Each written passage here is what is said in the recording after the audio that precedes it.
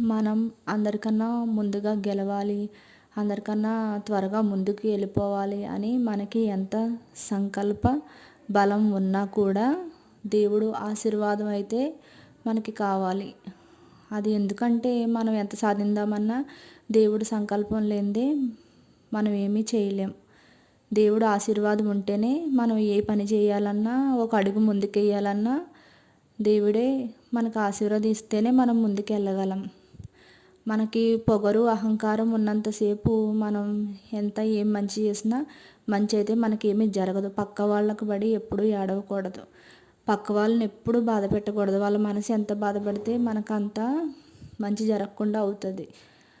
అలాగే ఎవరి లైవ్లో అన్నా నా పేరు తెచ్చిన మీ లైవ్లో కూడా నా గురించి చెడుగా మాట్లాడినా నేనైతే ఊరుకోను. ఈసారి మంచిగా ఉండదు నన్ను బాధ పెట్టినట్టయితే. Thank you.